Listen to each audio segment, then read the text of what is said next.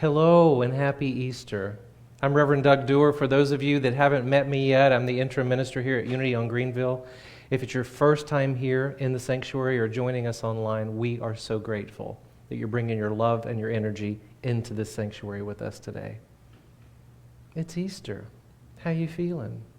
Are you rising up a little bit? Are you feeling like you're emerging from something that we might have been traveling on together for quite a while? Feels that way, doesn't it? Yeah, little by little. The Easter story comes up for so many of us. There's so many stories involved with Easter. I grew up in the church, so there's a lot of stories in that. Some of us have a deep connection to the church story, the narratives that go along with the Holy Week. Some of us have no connection at all.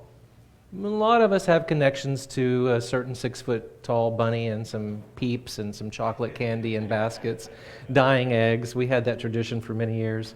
I can always remember as a child that I loved the whole Easter festivities, and I also loved the secular parts too. For whatever reason, as a little kid, I could always buy into a man in a red suit coming in the house at night for many years. But I didn't buy into the 6-foot-tall Easter bunny for very long. I don't know what that's about, but I certainly love the peeps and the chocolate candy.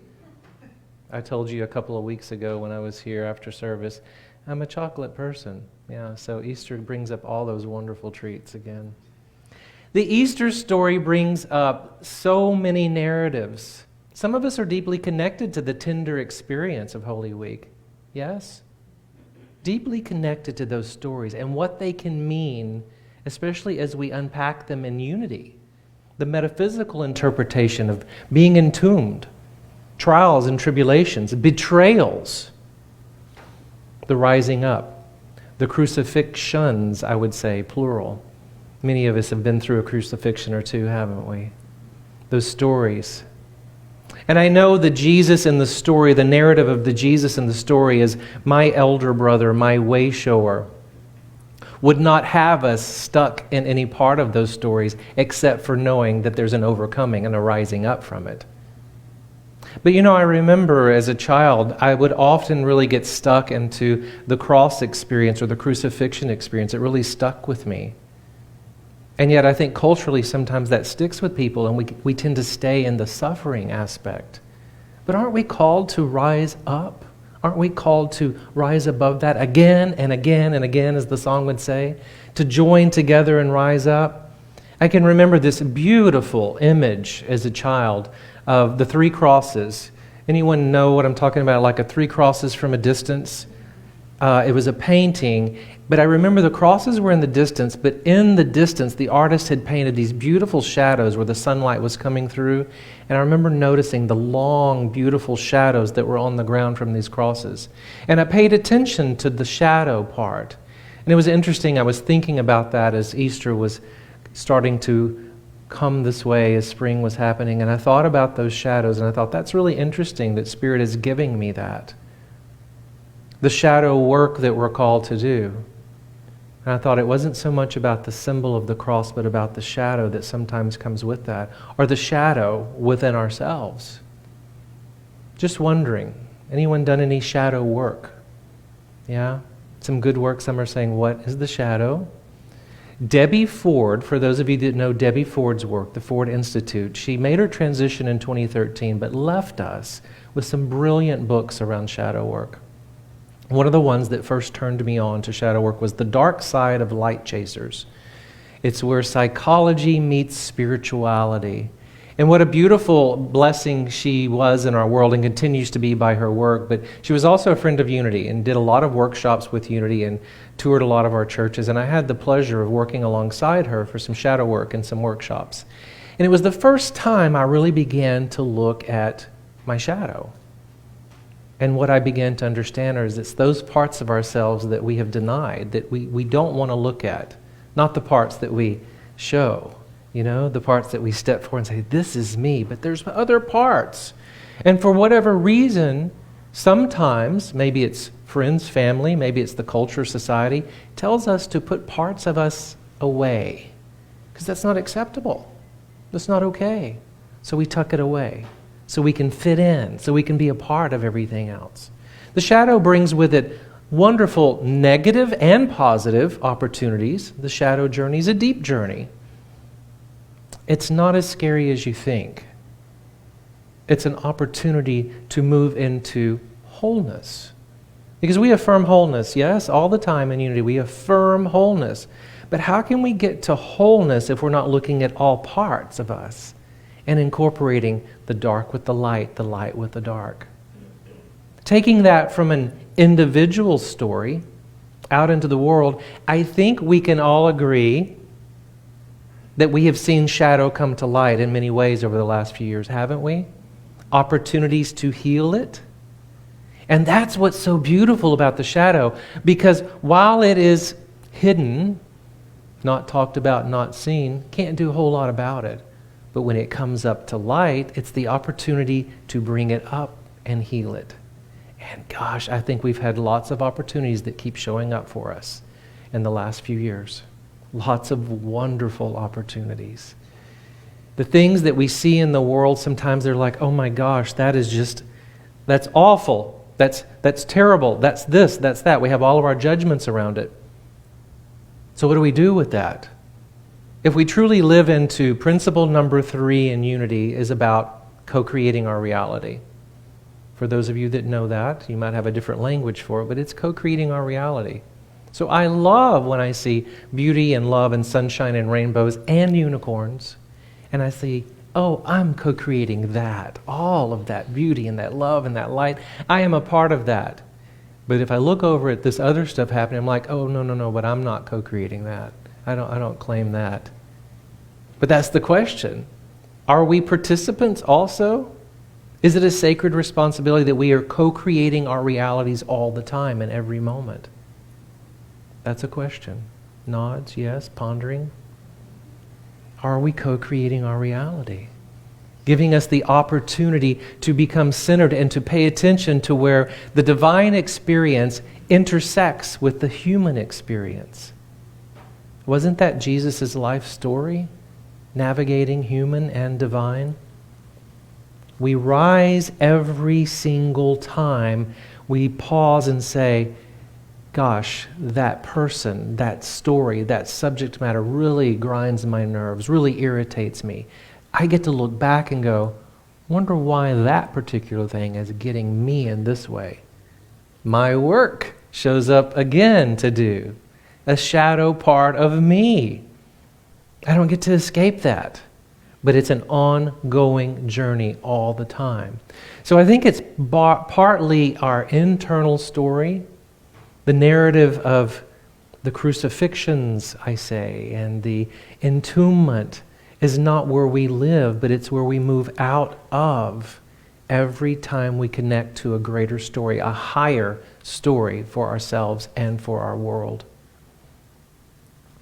Easter has symbolism, and especially around the cross.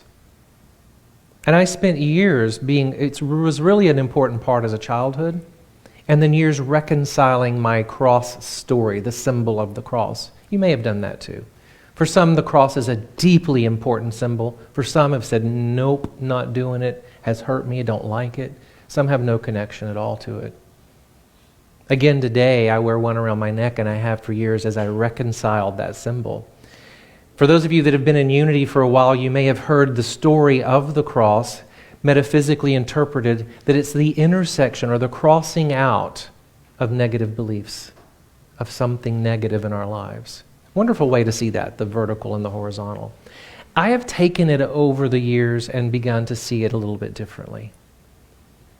I like to see the horizontal from beginning to end. Thinking of it as a human timeline.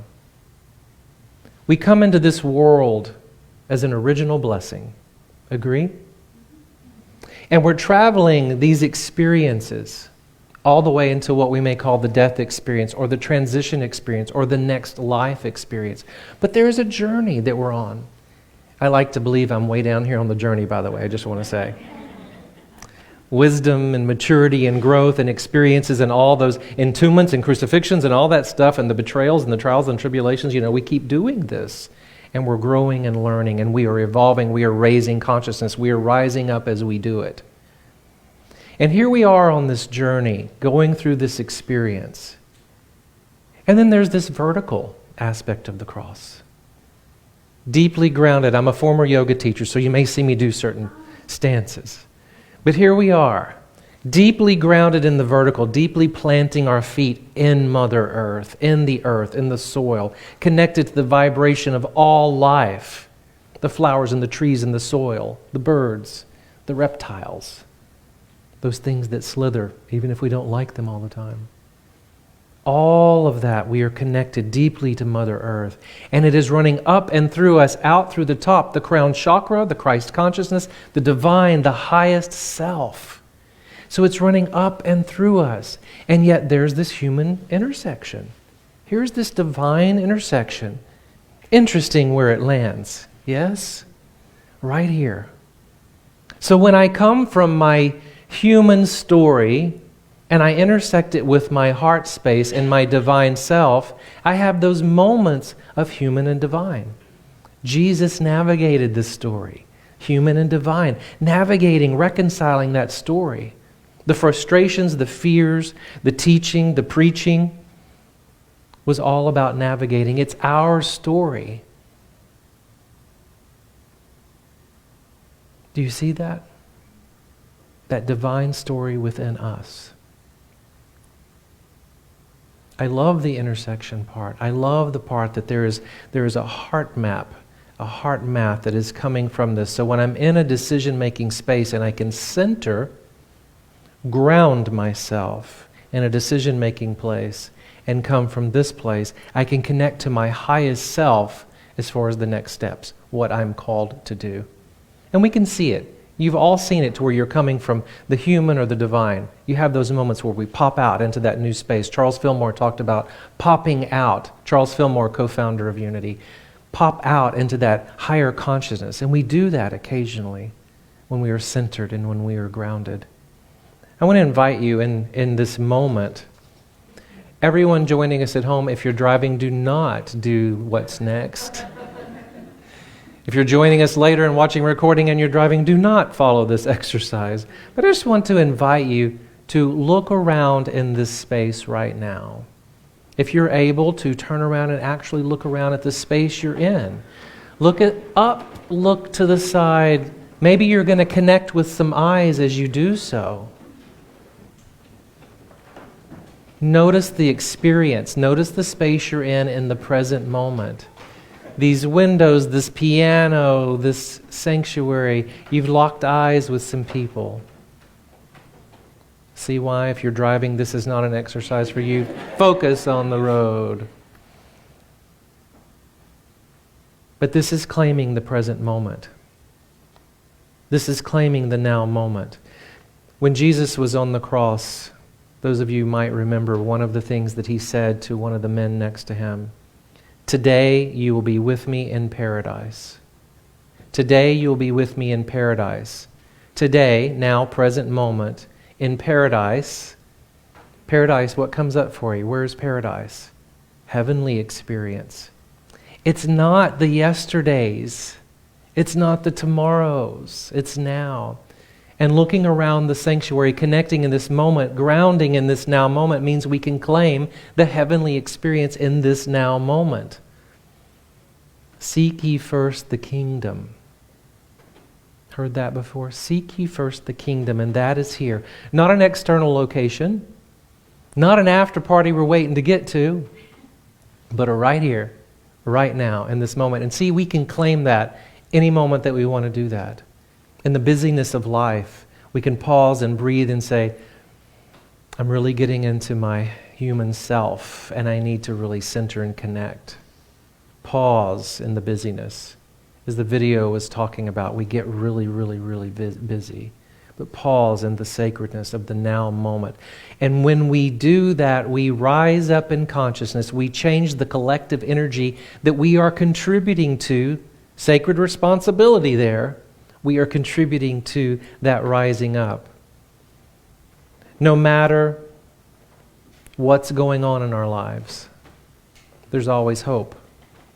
There's always the opportunity for renewal, resurrection, new birth. The power is in the moment. What a beautiful blessing to be in the moment together here with you in this sacred sanctuary. John 3:16. If I say John 3:16, some of you will already know the scripture verse without me even saying it. It's one of the first ones we learned as a child. For God so loved the world that he gave his only begotten Son. But I just want to pause on the first part. For God so loved the world. It's big enough, expansive enough for all of us. For God so loved the world means all, not simply those parts that we show.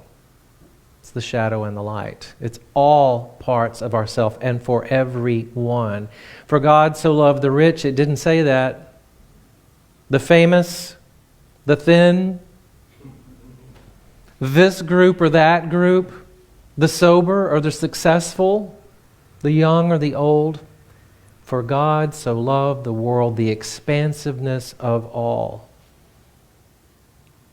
Jesus' highest self left the tomb.